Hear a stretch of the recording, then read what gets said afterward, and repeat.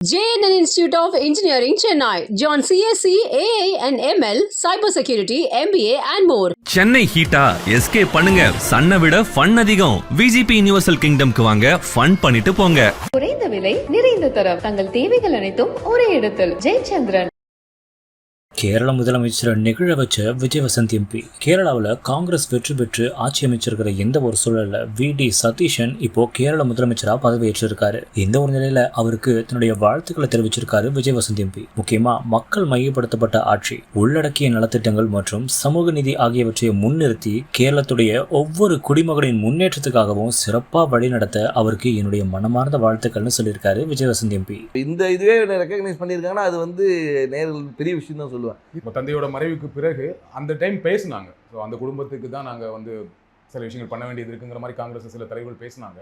So எளிமையாக நடந்துருச்சு அவங்களுக்கு இந்த சீட் வந்தது? இல்லை, அப்படின்னு நம்ம சொல்ல முடியாது. ஏன்னா வந்து அதாவது அப்பாவுடைய தொண்டு காங்கிரஸ் கட்சிக்கு பார்த்தீங்கன்னா வந்து ஈடு கொடுக்க முடியாத ஒரு தொண்டு.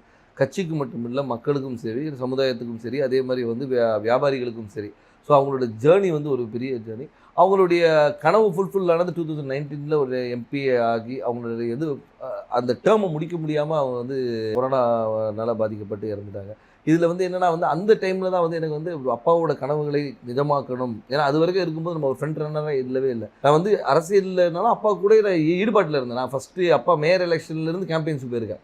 அப்போ காலேஜ் ஸ்டூடெண்ட் நான். ஸோ அந்த மாதிரி நம்ம பிஹைண்ட் இதில் அப்பா இப்படி பண்ணலாம்ப்பா அப்படி பண்ணலாம்ப்பான்னு கன்னியாகுமரி வரும்போது நாங்கள் ரொம்ப இன்வால்வாக இருந்தோம். ஃபார் எக்ஸாம்பிள் பார்த்தீங்கன்னா வந்து நோவல் டாட்டா அவர்களை பார்த்து வந்து TCS கொண்டு வரணும்னு கேட்டோம். அதே மாதிரி ஒரு ஜப்பான் நிறுவனத்தோட வந்து கடல் சீத்தத்தை எப்படி பண்ணலாம்னு பேசினோம். அப்பா வந்து முயற்சி எடுத்து ஏர்போர்ட்டே வர ஃபீஸிபிலிட்டி இல்லைன்னு சொல்லும்போது ஒரு எக்ஸ்பர்ட்ஸை கூப்பிட்டு வந்து அவங்கள டெல்லி கூப்பிட்டு போய் வாங்கி இஸ் ஃபீஸிபிள்னு சொல்லி ஃபஸ்ட் ஃபேஸ் பண்ணி செகண்ட் ஃபேஸும் ஓகே.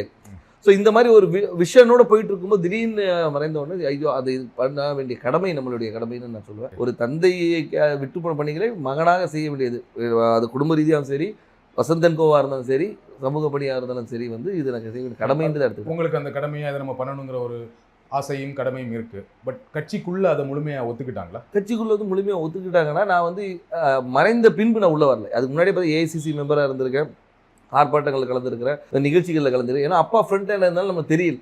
நிறைய பேர் கேட்டால் நீங்கள் கட்சியில் என்ன இருந்தீங்க சார், நான் இதில் இருந்த பாருங்க அப்படின்னு ரெஃபரன்ஸ். ஓகே நீ இருந்திருக்கீங்களான்னு ஒரு இது வந்து அப்பா மறைவு பின்பு வந்து நம்ம தெரிஞ்ச உடனே ஒரு லைம் லைட்டில் வந்த மாதிரி. நடுவில் கார்த்தி சிதம்பரம் அவர்கள் கன்னியாகுமரி தொகுதிக்கு வந்து பிரியங்கா காந்திக்கு விருப்ப மனு கொடுத்தாரு இல்லையா?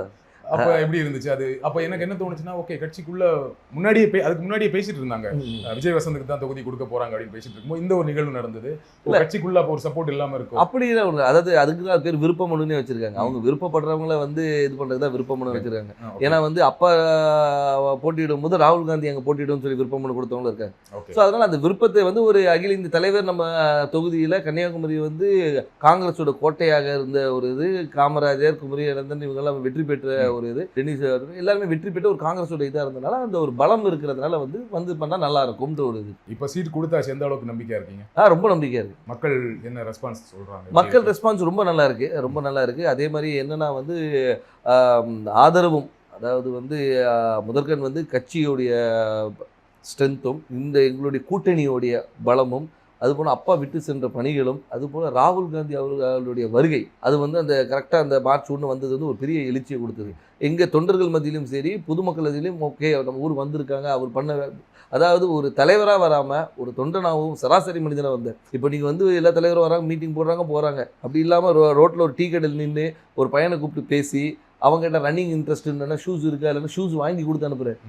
ஸோ இந்த மாதிரி ஒரு இதுக்கு பர்சனல் கனெக்ட், திடீர்னு போய்ட்டு ஸ்கூலில் போய் தண்டனை எடுக்கிறாரு, இன்ட்ராக்ட் பண்ணுற ஸ்டூடெண்ட்ஸோட. அதே மாதிரி பார்த்தா இது முந்தின இதில் பார்த்தா நெசவாளிகளும் சரி, விவசாயிகள் இன்ட்ராக்ஷன், மீனவர், அந்த மாதிரி எல்லாரோட கனெக்ட் பண்ணும்போது வந்து நம்மளோட ஒருத்தர் அவர் அப்படின்ற ஒரு அஃபினிட்டி வருது. அது போக மட்டும் இல்லாமல் இப்போ ஆளுகின்ற BJP அரசு மீது உள்ள எதிர்ப்பும் அதிருப்தியும் கூட ஒரு பெரிய பலமாக இருக்கும். கன்னியாகுமரியில் BJPக்கு கொஞ்சம் ஸ்ட்ராங் இல்லையா?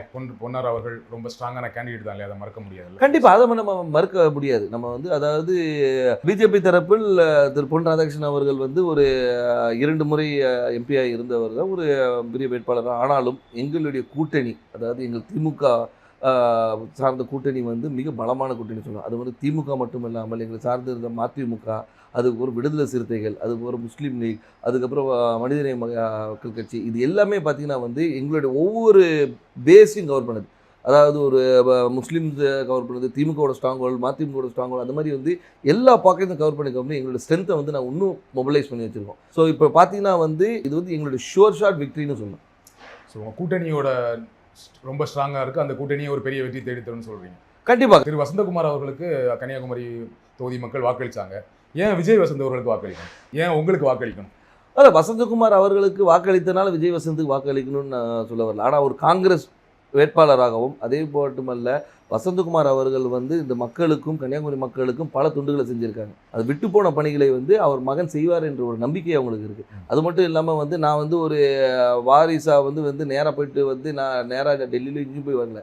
அடுத்த நாளே மக்களை சந்தித்தேன், மக்களோட இருந்தேன், எல்லா நிகழ்ச்சிகளை கலந்து கொண்டு எல்லாரோட நிறை குறைகளை கேட்டுட்ருக்கோம், மக்களாக இருந்தோம். அது ஏன்னா எடுத்தவொன்னே அக்செப்ட் பண்ணிக்க மாட்டாங்க. கேட்குற கேள்விக்கு நான் சொல்கிறேன், அதை அக்செப்ட் பண்ண வைக்கிறதுக்கு நான் ஒர்க் பண்ணேன்.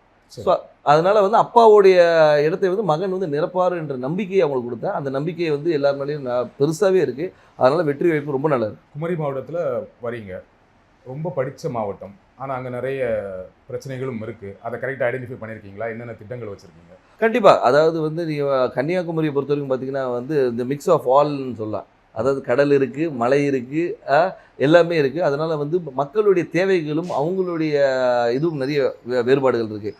ஒரு பாக்கெட்டையும் நாங்கள் அனலைஸ் பண்ணி வச்சுருக்கோம். அதாவது இந்த மக்களுக்கு இது தேவை, இவங்களுக்கு இது தேவையில்லைன்ற அளவுக்கு அனலைஸ் பண்ணி வச்சுருக்கோம். மக்களுக்கு விரோதமான எந்த ஒரு சட்டத்தையும் கொண்டு வரக்கூடாது என்ற ஒரு முடிவும், மக்களுக்கு எப்போவுமே நன்மை கொடுக்கணுன்ற ஒரு சட்டத்தை கொண்டு வரணும்.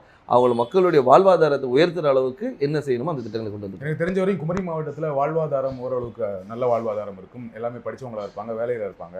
ஆனால் என்னென்னா அங்கே என்ன வேலை கிடைக்குன்னா, ஒன்று படித்து முடித்தா டீச்சர், பெண்களாக இருந்தால் நர்ஸு, அப்படி இல்லைன்னா இப்போ ஒரு சமீப 10 வருடங்களாக சாஃப்ட்வேர் இன்ஜினியர் நிறைய பேர் வந்து சென்னையில் வேலை பார்க்குறாங்க, ஃபாரின் போவாங்க, கப்பல் போவாங்க, இந்த மாதிரி வேலை செய்வாங்களே தவிர மாவட்டத்துக்குள்ள வேற என்ன வேலை வாய்ப்புனா எதுவுமே பெருசாக கிடையாது. ஃபேக்ட்ரிஸ் கிடையாது, சாஃப்ட்வேர் கம்பெனிஸ் கிடையாது. அப்போ அதற்கான திட்டங்கள் என்ன? அதற்கான திட்டங்கள் நிறைய கொண்டு வர திட்டங்கள் நிறைய இருக்குது. ஏன்னு சொல்லிங்கன்னா வந்து நீங்கள் சொல்கிற ரிக்குவயர்மெண்ட்ஸ் மட்டும் பார்த்தீங்கன்னா வக்கீல்களும் மாதிரி நிறைய இருக்குது, டாக்டர்ஸ் நிறைய இருக்கிறாங்க. நீங்கள் சொன்ன அது நர்ஸ் டாக்டர்ஸ். அது மட்டும் இல்லாமல் வந்து லிட்ரஸி ரேட் அதிகம் இருக்கிறதுனால வந்து இவங்க பல இடங்களில் ஸ்ப்ரெட் பண்ணியிருக்கிறாங்க. ஸோ அது மாதிரி தொழிற்சாலைகளை கொண்டு வரது வந்து ஒரு சில பாக்கெட்டில் கொண்டு வரலாம். இப்போ பார்த்தீங்கன்னா தொழிற்சாலைகள் வந்து ஒரு இடத்துல கூட, அதே மாதிரி கடற்புற கதை வந்து டெவலப் பண்ணுறது என்னென்ன கொண்டு வரணும். ஸோ தொழிற்சாலையை கொண்டு வருது. அதனால வந்து ஒவ்வொரு ஊர் இப்போ பார்த்தீங்கன்னா ரப்பர் ஃபேக்ட்ரி இருக்காங்க, ரப்பர் ஃபேக்ட்ரியை வந்து நம்ம டெவலப் பண்ணலாம். ஸோ வந்து அது மாதிரி தொழிற்சாலை நிறைய இருக்குது. அதே மாதிரி வேலைவாய்ப்பு திட்டங்களும் நிறைய கொண்டு வரலாம். நம்ம என்னென்னா நம்ம மக்கள் என்னென்னா இங்கே இருக்கிற மக்கள் எல்லாமே பாதி பேர் வெளியே தான் இருக்கிறாங்க. இப்போ இந்த கொரோனால தான் நமக்கு தெரிஞ்சு பாதி பேர் ஊரில் இருக்கும். இவ்வளோ பேர் வந்து நம்ம ஊரை சார்ந்தவங்க இந்த தமிழ்நாடு முழுக்க இருக்காங்கன்னு தெரியும். JNN Institute of Engineering, Chennai. Join CSC, AA and ML, Cybersecurity, MBA and more. Chennai ஹீட்டா எஸ்கேப் பண்ணுங்க. சன்னை விட ஃபன் அதிகம். விஜிபி யுனிவர்சல் கிங்டம்க்கு வாங்க, ஃபன் பண்ணிட்டு போங்க. குறைந்த விலை, நிறைந்த தரம், தங்கள் தேவைகள் அனைத்தும் ஒரே இடத்தில். ஜெயச்சந்திரன்.